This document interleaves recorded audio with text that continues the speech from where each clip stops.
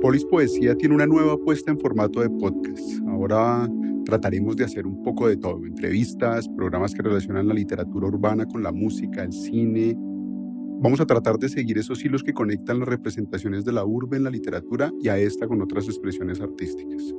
Hoy iniciamos estos podcasts con un escritor colombiano que vive desde hace varios años en Buenos Aires y quien ha hecho una apuesta interesante por una narrativa con un color muy barrial, muy urbana, una Medellín que vive en su memoria, como nos lo contará más adelante. Se trata de Luis Miguel Rivas, quien nació en Cartago en 1969 y creció en Envigado. Ha sido también libretista y realizador audiovisual. Ha publicado los libros de relatos Los amigos míos se viven muriendo en el 2007 y Tareas no hechas en el 2014 con el fondo editorial EAFIT. Ha colaborado con revistas como Soho, El Malpensante y los diarios El Espectador, El Colombiano y Universo Centro. En el 2011 fue seleccionado por la Feria Internacional del Libro de Guadalajara como uno de los 25 secretos mejor guardados de América Latina. Sus libros más recientes son Malabarista Nervioso y Más Tareas no hechas, publicados en 2022 y 2023 respectivamente. Escuchemos ahora partes de la entrevista que muy generosamente nos compartió Luis Miguel.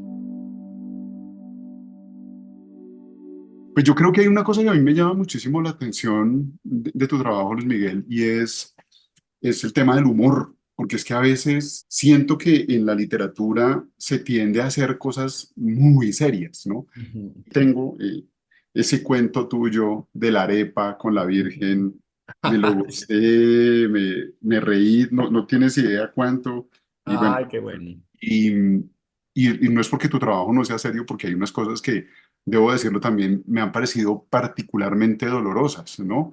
Creo que somos de una generación muy cercana los dos en términos de edad, y aquí en Bogotá estaban pasando cosas muy similares a las que estaban pasando en Medellín, y probablemente por esa razón siento cierta afinidad y me identifico. Pregunta, ¿por qué el hueco 2007-2014 entre los amigos míos se viven muriendo y tareas no hechas? Mira, yo no sé, creo que pues, bueno, por una cosa, primero existencial y segundo de coyunturas de la vida. Esa fue la época Claro. en que yo trabajaba en televisión en Bogotá, en otras cosas, y en un momento tomé la decisión de irme y venirme para acá, para Buenos Aires, a la loca. Y bueno, todos esos primeros años también eran de adaptación de supervivencia, en que uno pues era muy difícil dedicarse a escribir. Sin embargo, yo vine con ese propósito y en ese tiempo estuve escribiendo. Yo vine con la idea, con esa ensoñación que tienen todos los que queremos ser escritores, que son los referentes, ¿no? De que García Márquez, entonces, cuando se fue de Bogotá a Cartagena o Barranquilla, pasó por una sede de un periódico y lo vieron desde la ventana y entró y se puso a trabajar, o que Osvaldo Soriano, cuando vino acá a Buenos Aires de provincia, pasó por Página 12 y de una lo llamaron, entonces fue periodista, y entonces uno viene con todas esas ensoñaciones y se da cuenta que primero no lo conoce nadie, segundo nadie le da trabajo. Pasé por todos los periódicos y nadie me llamó. Entonces, en un momento también dije, bueno, me voy a inventar como mi propio trabajo y voy a hacer como si yo tuviera que escribir para un periódico semanal, una crónica. Era lo que podía hacer y me monté un blog. Me inventé un blog ahí en WordPress, tareas no hechas. Y entonces escribía cada semana una crónica como si fuera un trabajo, pues, pero Qué bien. y con las circunstancias en que vivía, porque yo vine pues con $700, tres mudas de ropa, pues, y cuatro libros, y no tenía nada, pues, como para irme a un café a tomarme un tinto. Entonces, lo que empecé a escribir era sobre lo que podía ver de acuerdo a mis circunstancias. Lo publicaba. Pero bueno, hacía eso que te digo, de escribir las crónicas. Y luego en Editorial AFI llegó como nueva directora una conocida mía y me llamó porque, bueno, el libro de tareas, no, el libro de los amigos míos se muriendo, entró ese movimiento subrepticio que tenía, no sé a través de qué camino llegó a Guadalajara, y Oh, y en el 2011 me invitaron a la Feria de Guadalajara, a un evento que había como los 25 años de la feria, pues, y era como un evento que había para escritores como que no eran muy conocidos, no eran como el Jet Set, y tenían, que estaban ahí como, y realmente yo había publicado solo ese librito, pues. Y bueno, aparecía en Guadalajara. Yo creo que eso también dio alguna especie de bulla.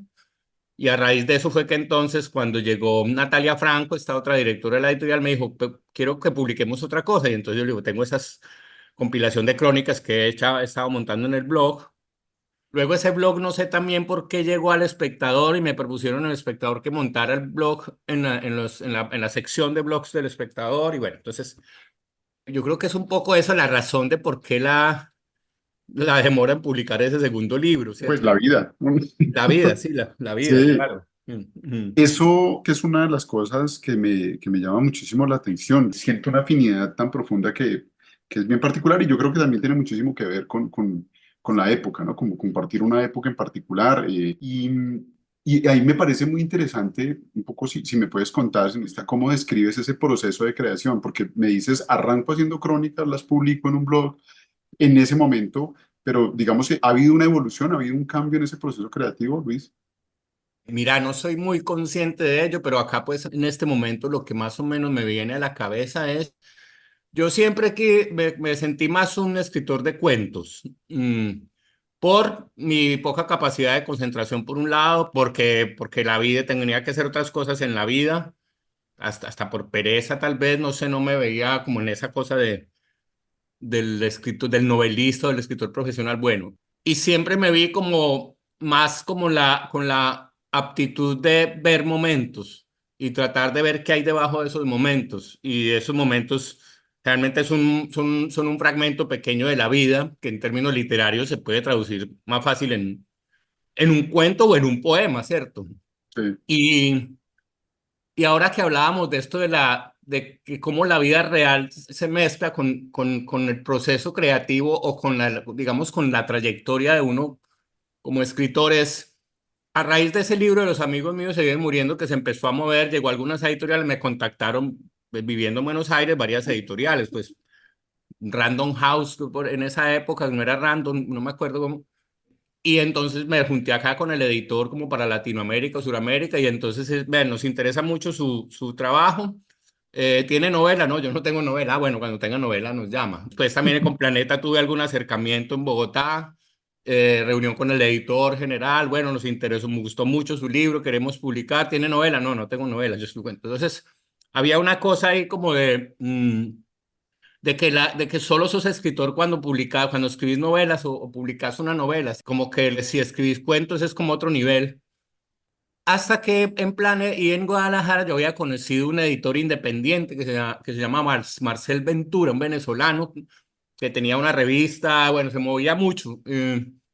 Y hicimos como, bueno, nos conocimos ahí, había leído ese libro, o sea, lo que yo había publicado era solamente ese libro.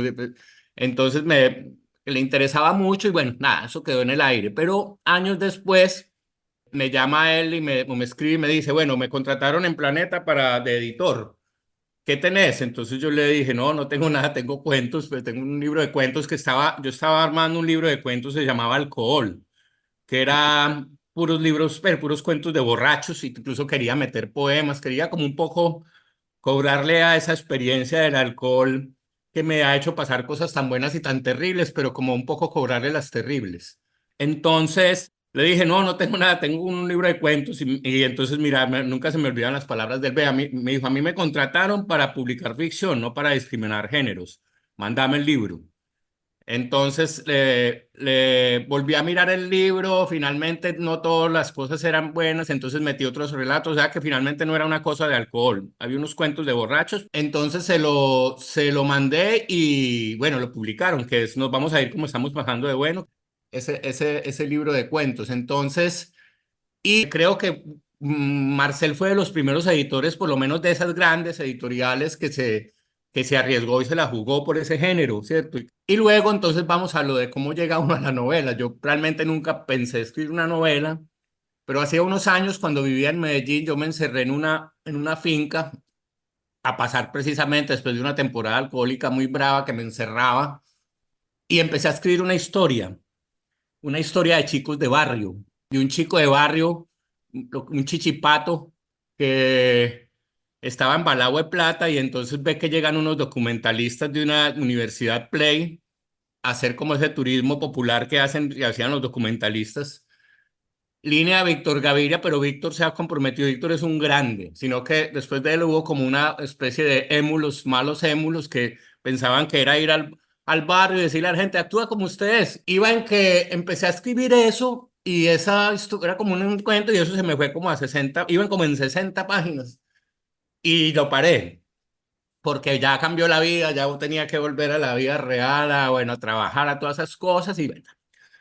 Al cabo de los años, estando acá en Buenos Aires, después de haber publicado ese libro de cuentos con Planeta, estaba embalado de plata para pagar el arriendo y todo eso. Entonces llamé al editor y a Marcel y dije, ¿me puedes conseguir un adelanto de algo a un libro? Y me dijo, no, ya, no, solamente, ahí sí para eso, si tenés novela.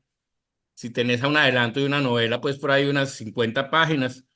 Entonces, y después me acordé de ese relato que había tenido empezado por allá y se lo mandé. Dijo, no, listo, les gustó. Entonces ya me engrampeé ahí a que tenía que escribir una novela. Hicimos un contrato pues a un año. El asunto es que yo empiezo a trabajar sobre ese capítulo, sobre esa historia y no me daba, porque el espíritu y la sensibilidad, no sé, el momento anímico y mental en que estaba esa historia había sido muchos años y en Medellín y yo no lo podía como recuperar y le inventaba como continuaciones a la trama para alargarla y había algo artificioso que no podía. Entonces busqué en el archivo otros cuentos que tenía y tenía un mundo de historias empezadas y me encontré una historia que había empezado a escribir basada en una cosa yo iba a beber a una tiendita de Envigado donde don Gilberto me fiaba aguardiente y él era uno de esos tipos negociantes envigadeños cambalacheros y un día aparece con una chaqueta así súper pinchada y entonces me dice, ¿usted cuánto le pone pues a esta chaqueta? La chaqueta, no sé, la marca Gucci, lo que vos querás.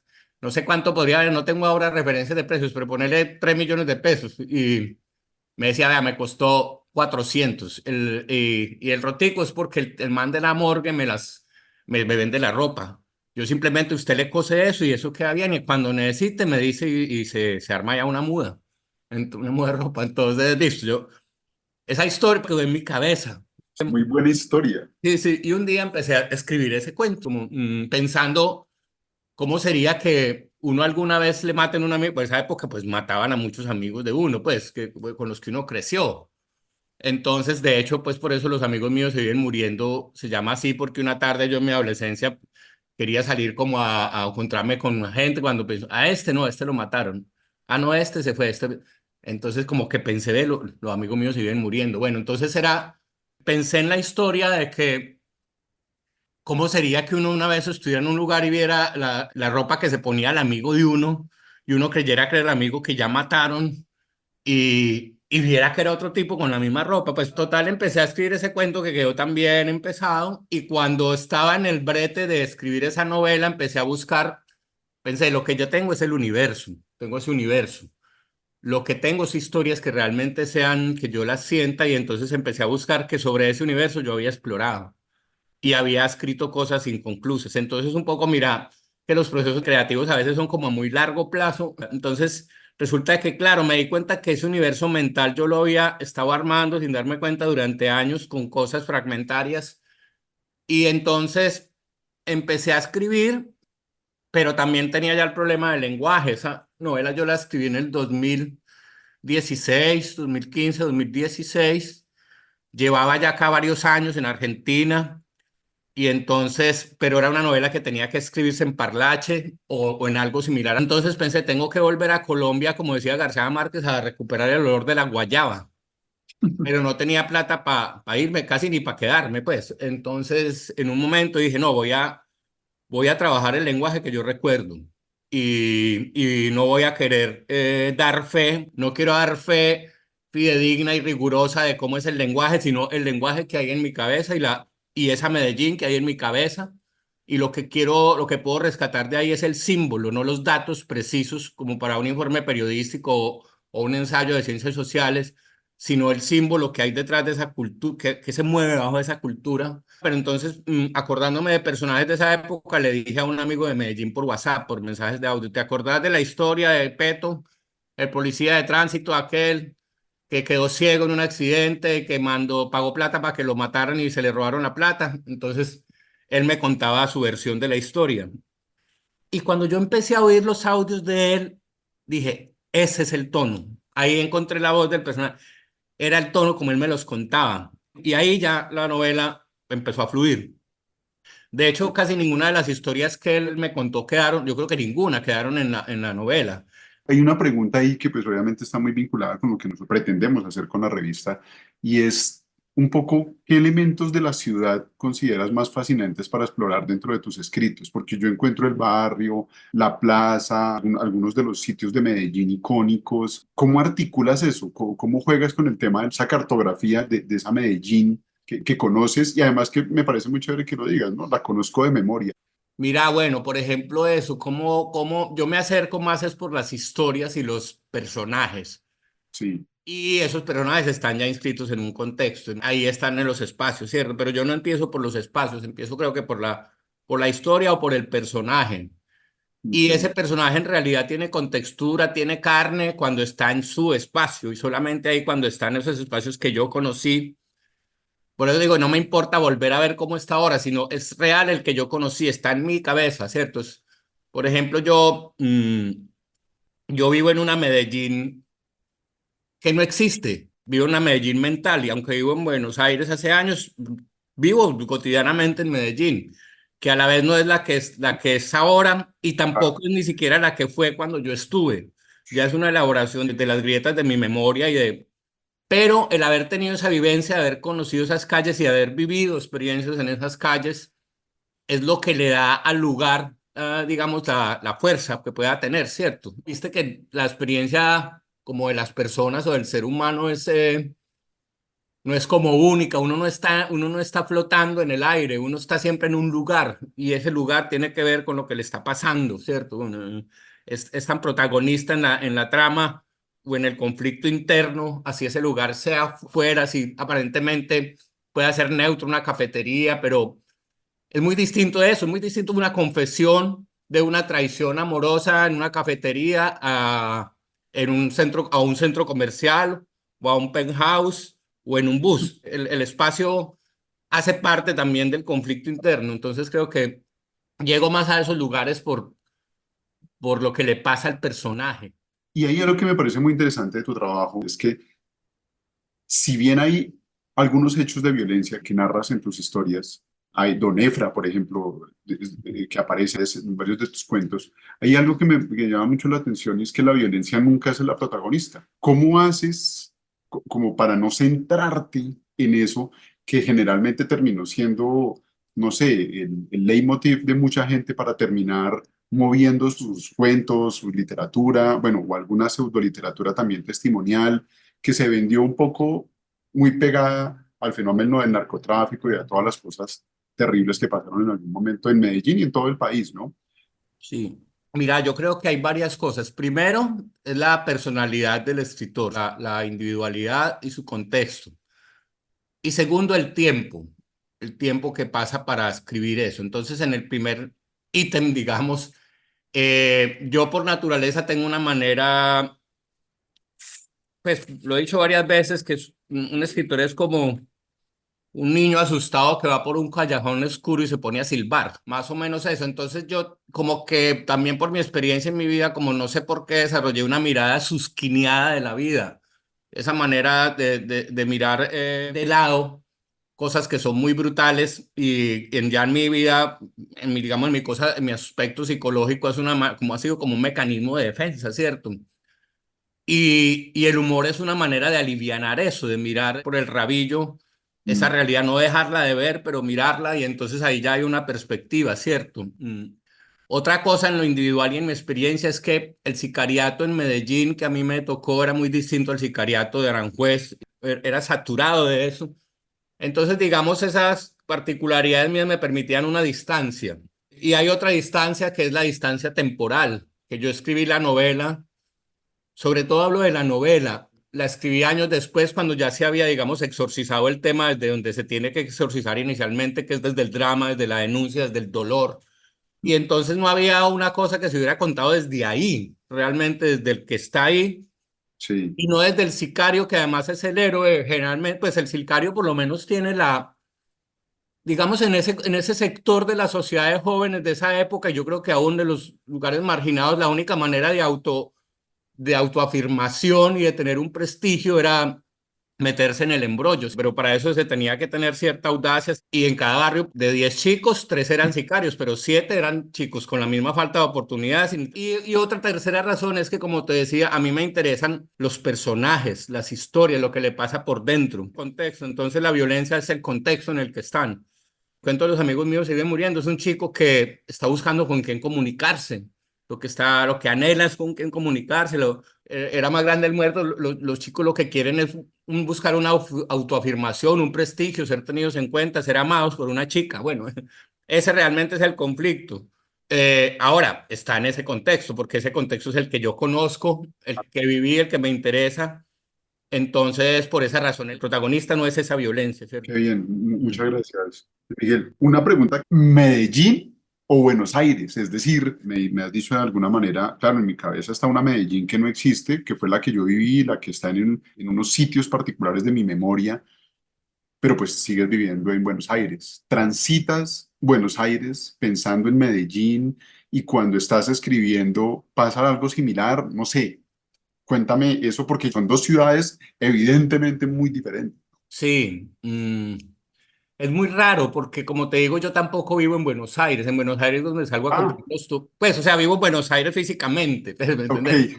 No vivo en Buenos Aires porque yo salgo a comprar el tomate en chanclas por la mañana, o voy a dar un paseo, lo que sea, o voy a un cine, un concierto, pero completamente no estoy acá porque uno nunca deja de ser extranjero y uno nunca, yo no me articulado a esta sociedad, además no soy muy sociable, bueno, pero en todo caso, entonces yo vivo como en un limbo En un limbo. de una mezcla de dos ciudades que en realidad son imaginarias para mí. Y entonces eso, ¿qué ventaja ha tenido? Que en realidad lo que se sustrae de ahí es el conflicto humano que yo tengo, del conflicto humano de lo que sí veo en la calle acá y lo que recuerdo, que no es tanto la ciudad en sí, es la gente, ¿cierto? Como las personas y y mis propios conflictos, ¿cierto? Entonces eso de no tener, de tener la conciencia de no estar realmente en ningún lugar, volvemos a lo mismo, hace de que mi historia no sea exactamente sobre ese lugar. Pues mi historia, mi énfasis no es esos lugares, porque pueden ser cualquiera. Mi énfasis es lo que le pasa a las personas por dentro, en cualquier lugar. No, de hecho he escrito varias cosas que ocurren en Buenos Aires, ¿cierto? Pero es siempre un tipo que no es de Buenos Aires, ¿cierto? Yo solo puedo escribir como una especie de extranjero y yo creo que eso también es bueno para la escritura, esa distancia. También incluso en Envigado ahora cuando voy yo me siento ya extranjero, pues ya no está la misma gente que conocí, ya todo ha cambiado, ya parece, pues no soy acogido en las tiendas donde iba, ya no, ya los dueños son otros o murieron, pues entonces, Sino esa forma en que le das vida a los barrios en tus textos, es porque no sé si conozcas una película que se llama Martín H., precisamente argentino-española, que hay una parte, una reprimenda del papá a Martín H. que me encanta y es que le dice eso, extraño Buenos Aires, y le dice, ¿qué extrañas de Buenos Aires? Extrañas tu cuarto, tu calle, el par de amigos, pero Buenos Aires, tú sabes el tamaño que tiene Buenos Aires y me parece fue muy interesante. ¿Crees que en buena medida ese trabajo que tú has hecho de contar una historia muy pequeña de un joven con unos amigos jugando en el barrio, jugando fútbol, un cuento que me encantó, me pareció muy tierno, muy bello, precisamente de borrachos, el que está disfrazado de Papá Noel y ujú, se va a hacerle el favor a un amigo que está en una pelea ahí con la esposa y el niño y quiere que el niño vea al Papá Noel, ujú. así sea un amigo borracho, no importa nada. ¿Esas pequeñas historias crees que también relatan como las grandes búsquedas humanas que pues, pasan en Medellín, pero eso puede pasar en Bogotá, Buenos Claro. Aires, no sé, Tokio, en cualquier lugar? ¿Crees que en alguna medida esas historias tuyas tienen esa amplitud y esa mirada universal o has buscado o has pretendido hacer eso un poco? No sé si conscientemente, no creo, que obviamente es un prurito para el escritor, pues, y uno que todos los que escribimos cuentos somos hijos de Chekhov, pues, sí, de ese ideal de retratar lo universal en lo particular. Tal vez eso esté en uno, pues, pero no es como un propósito consciente. Pero hablemos de un ejemplo concreto, ese cuento del Papá Noel. En realidad, ese cuento es un cuento sobre el anhelo de ver a los hijos felices, sobre la ruptura de la familia. sobre el problema del alcoholismo y más que el alcoholismo de una pulsión humana que te lleva a hacer todo lo contrario de lo que serían tus ensueños. Como dice San Pablo, veo lo que debo hacer y hago lo que no quiero. Ese podría ser un concepto y también es un cuento sobre la amistad, ¿cierto? Y es un cuento sobre la gran riqueza que hay en las cosas despreciables, las cosas, o en las personas aparentemente despreciables, ¿cierto? Como este tipo, actor fracasado, que entonces se viste de Papá Noel. Entonces yo creo que el cuento habla de esas cosas y las habla en un contexto en el que también entonces da cuenta de una cultura, de cómo se relacionan con el alcohol, de cómo se relacionan con la fidelidad o la infidelidad, cómo son las familias, ¿cierto? Entonces, creo que es eso, es más, pienso que si uno está pensando realmente en el conflicto de un personaje, no está pensando artificiosamente, digamos técnicamente voy a escribir sobre este conflicto, está pensando más sintiendo un conflicto de uno, o que lo vivió, o que lo escuchó y se adhirió a uno. Entonces, en la medida en que estés hablando de eso, estás hablando de un conflicto de mucha gente, ¿cierto? Hay una pregunta que te he querido hacer y que me demoré un montón pensándola, y tiene que ver con algo que yo encuentro particularmente en las cosas que he leído tuyas, y es que hay un personaje, claro, son muchos, pero digamos que hay un personaje particular que atraviesa buena parte de los cuentos, ¿no? Incluso la novela, ¿no? Y hay algo que me parece muy llamativo, ¿no? Y es que es un personaje que no es ni todo éxito, para decirlo de manera muy coloquial, pero tampoco es todo fracaso, ¿no? Ujú. Em, Siento que es algo que ha atravesado todo tu trabajo. ¿Por qué seguir explorando a ese personaje? ¿Qué te llama la atención de ese hombre, entre comillas, voy a colocarle un nombre extraño, pero ¿por qué ese hombre común? ¿Por qué escribir sobre él? Pues, mira, Juan Carlos, porque creo que es la voz del autor, y porque es como el tipo de escritor que yo soy, ¿me entendés? Yo no tuve una nana inglesa y ni hablaba 4 idiomas a los 15 años como Borges, ¿cierto? No, tuve que trabajar y no sé qué, soy hijo de una obrera de confecciones, entonces en un momento hasta uno pensaba que no se puede ser escritor, que los escritores son como esa cosa por allá de la cultura y no sé qué, y en un momento pensé, pues no, mi manera de ser escritor es esto que he vivido, este punto de vista que me ha tocado vivir y ese es el personaje y desde ahí ve, ¿cierto? Desde sus limitaciones.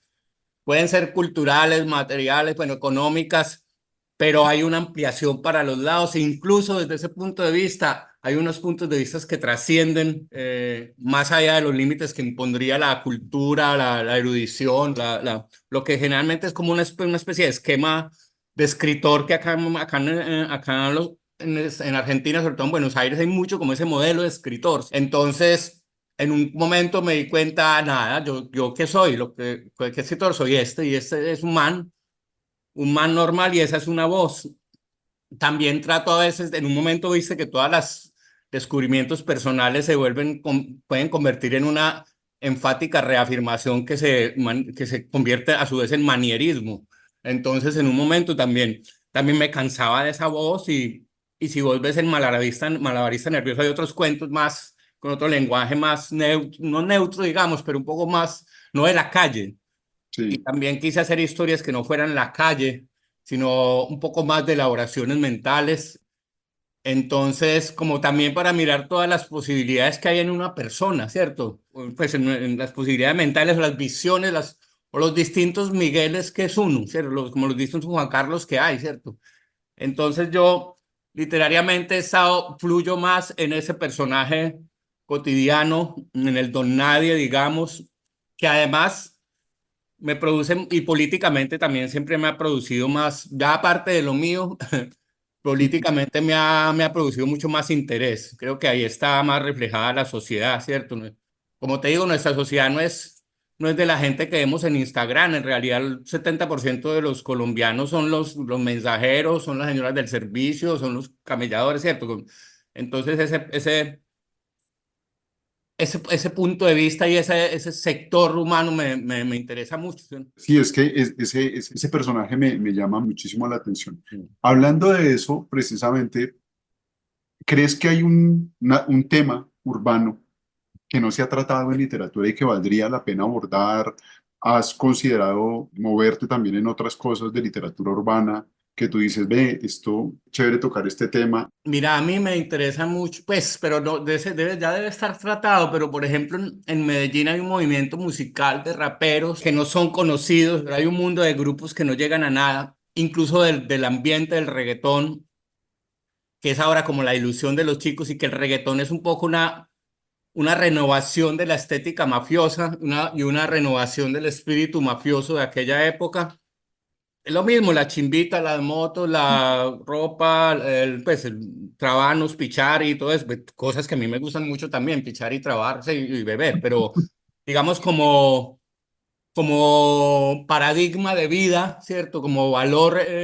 Entonces, en ese ambiente del reggaetón hay unos cuatro o cinco estrellas y que Medellín ha sido campeón en eso, es campeón en eso, Maluma, Balvin, bueno, todos estos. Sí. Hay un mundo de chicos que tienen esa ensoñación y montan sus grupos y nunca llegan a nada y nunca van a llegar a nada porque el mercado, la industria es de otra. Ese sector, por ejemplo, me interesa mucho y, y me interesa mucho eso, pero sigue siendo la otra modalidad de la misma idea de los don nadie que no llegan a nada, pero tienen unas ilusiones en un mundo que les ofrece pues mm, todas las exigencias para ser triunfador, ¿cierto? Eso que estabas diciendo, que tenías un montón de cosas como escritas y unas historias empezadas, claro, cuando se está escribiendo a veces se dejan algunas cosas por ahí, esto como que no, como que todavía le falta algo, todavía no sé qué es, pero tengo que terminar de construirlo. ¿Cuándo decides, no, esto ya está listo? ¿Cuándo decides que esta historia vale la pena contarla? ¿No? Claro, Es, como lo que me decías de la ropa, entonces, esa historia buenísima, cosas que se le aparecen a uno que son una claro, sí. maravilla. Pero otras historias que parecen mucho más comunes cuando dices, esto hay que contarlo.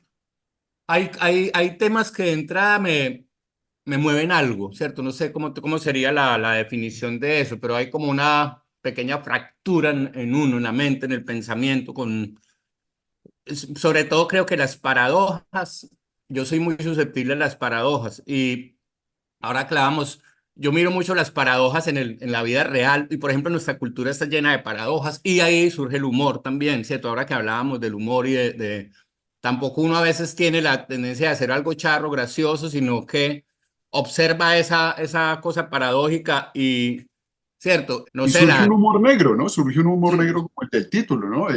Era más grande el muerto además y el otro, y los amigos míos se viven muriendo, que la paradoja es clarísima. exacto, y entonces la misma realidad te da esa paradoja, y entonces como que eso, cuando yo encuentro eso, digo, acá hay algo que tengo que mirar debajo, porque acá hay algo más. La paradoja siempre es como la parte final de todo un conjunto de cosas que ocurren, la manifestación final de contradicciones. Entonces, y también las paradojas que dan los rulos, los rizos de la vida mental, eso. Por decirte algo, en Malalavista Nervioso hay un cuento del fantasma de un tipo que se muere y no se da cuenta que se muere, es un fantasma, pero en el Ah, mundo, sí, en el buenísimo, mundo de que los va fantasmas, pasando como a otros niveles eh, de eh, fantasma. que hay otro fantasma de los fantasmas de los fantasmas. Y ese cuento en realidad, pero la misma paradoja, bueno, eso ya también lo había tratado de Borges inicialmente. García Márquez tiene un cuentito hermoso del tipo que se duerme y sueña que está soñando y ahí sueña que está soñando, que está soñando, que está soñando. Bueno, las mil y una noches, bueno, digamos que es casi que un arquetipo, pero yo lo viví en un sueño y no es, mira que no llegué ahí intelectualmente, porque el tema me interesa. En un sueño, yo estaba como en psicoanálisis, estaba en una cita ahí de una sesión con el psicoanalista, y en el sueño yo le estaba contando un sueño.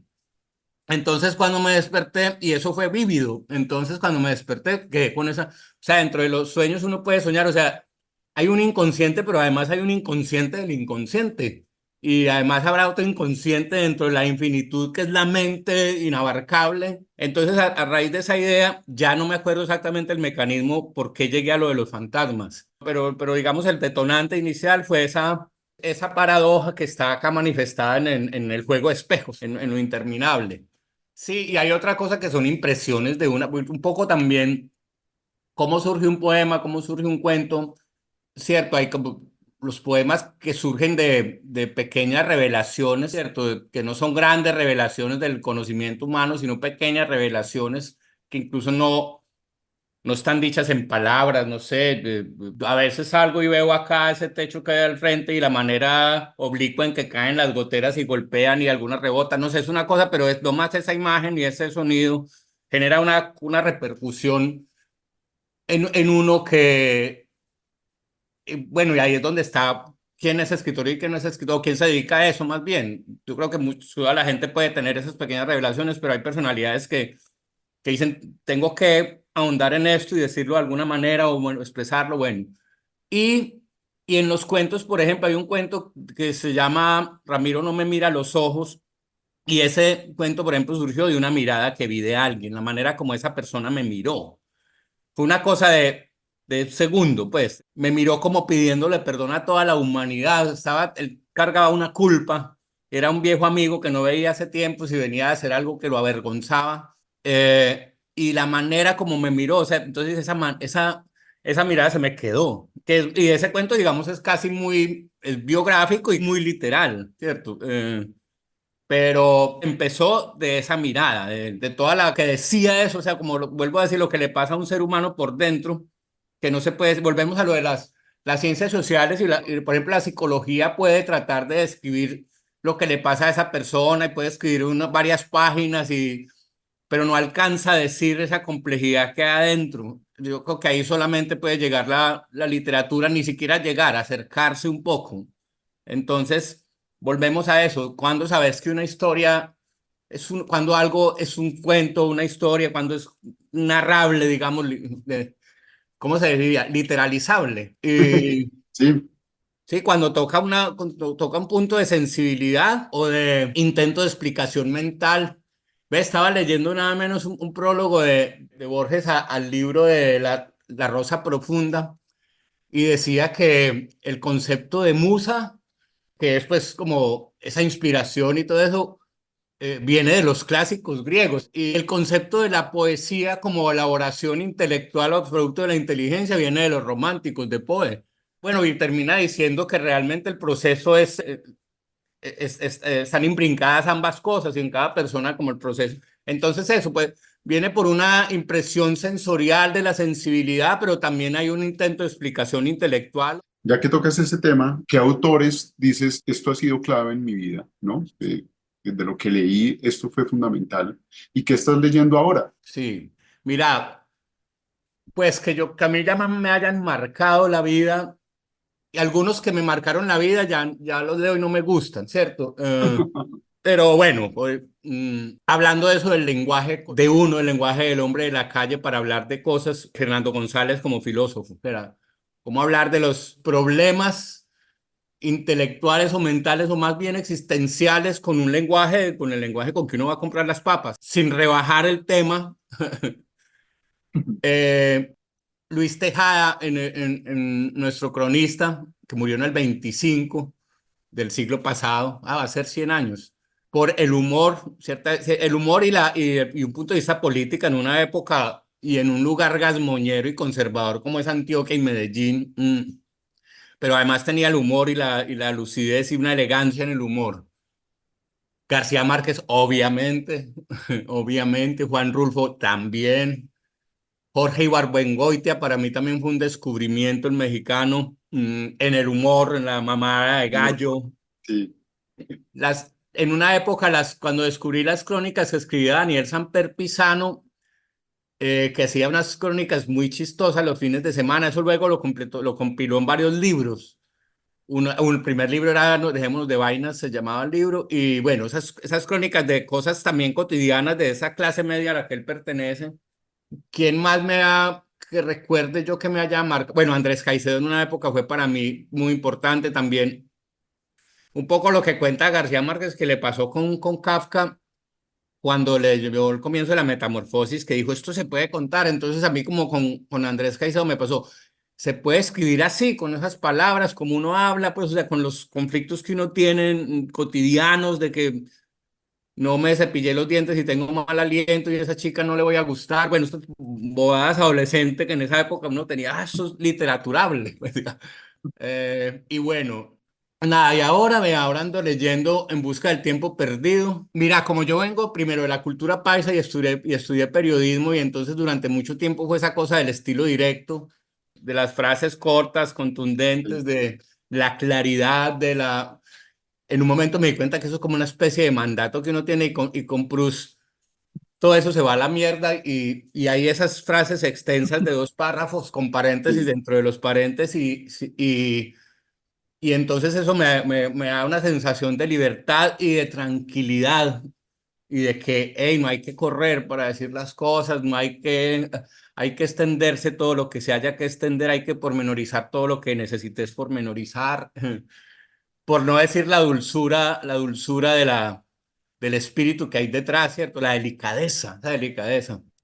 Y para no aburrirme mucho, voy leyendo, me acabé de releer El Gran Gatsby, que lo había leído hacía años, y, Fitzgerald. y ¿cómo? Sí, de Fitzgerald. Sí, qué cosa tan impresionante, qué Sí, sí, cosa tan sí. impresionante. Y mira que me di cuenta que lo había olvidado, o sea, no, no, no.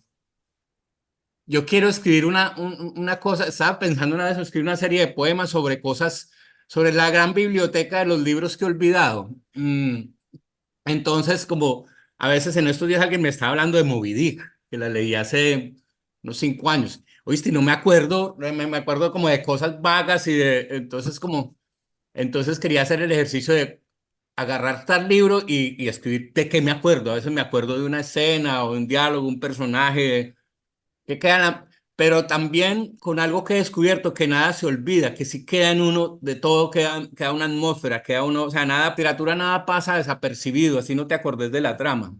Hay algo la potencia que tienen esas palabras, o sea, la energía que puso la persona mientras las escribía hace 200 300 años, cómo eso se puede trascender en el tiempo y tocarte. Y es más, en vos pasan 20 años y tal vez olvidas ese primer impacto, pero todavía queda una vibración. Mencionaste hace un rato a Andrés Caicedo y la música también tiene un lugar interesante en tus cuentos. De hecho, hay una canción de salsa que empecé a escuchar gracias a ti. Estaba buscándola y no la encontré. No sé Marejada si- feliz sería, ¿no? Marejada, Marejada No, Feliz. es Sí, gracias. hermosa. Es hermosa esa canción, sí.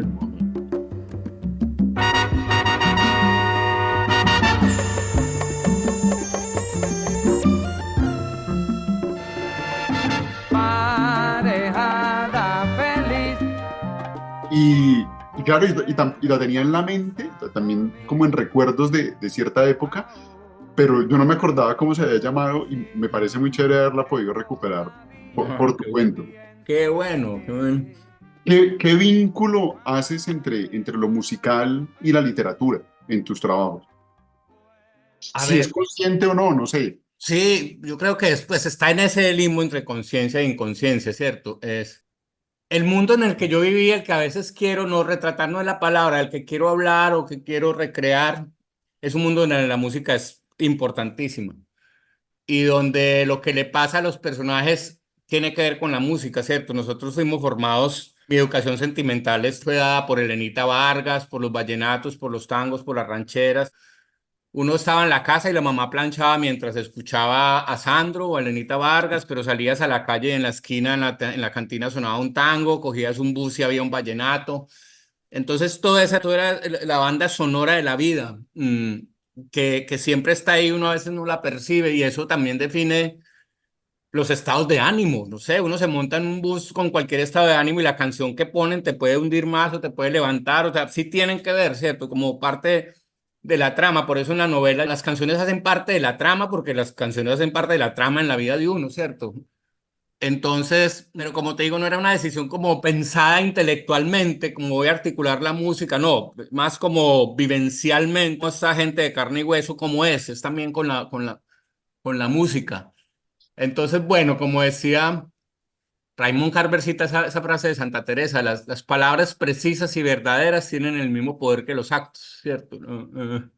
Eh, Ahora que mencionas a Raymond Carver, no había caído en la cuenta algunos cuentos que están dentro de Catedral y el trabajo que él ha hecho.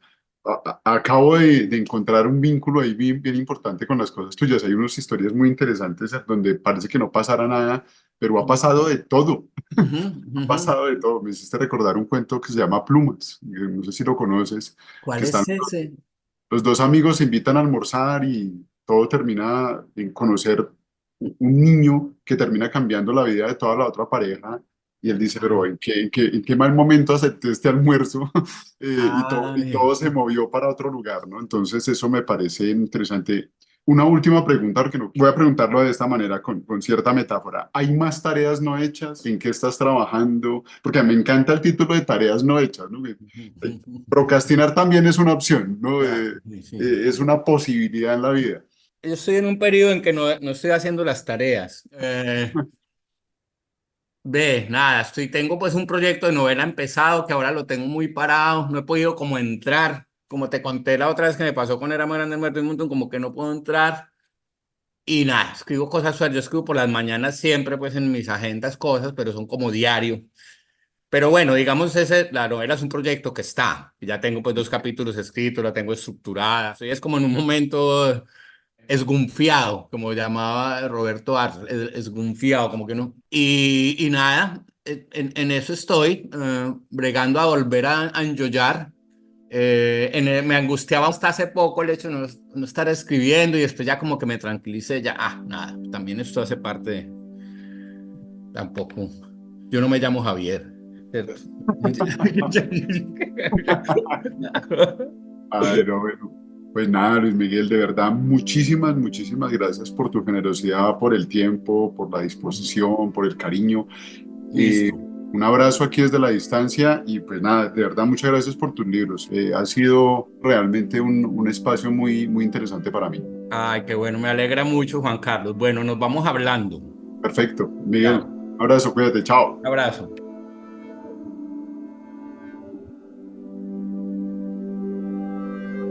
Este fue el episodio de la entrevista con Luis Miguel Rivas. Soy Juan Carlos Patiño, queremos seguir teniendo estos espacios en Polis Poesía y esperamos que compartas esta entrevista con cualquier amante de la literatura y la ciudad. Paseando la página está producido por mí, Juan Carlos Patiño, con una gran ayuda en la producción, mezcla y edición de Camilo Garzón. Muchas gracias por escuchar y hasta pronto.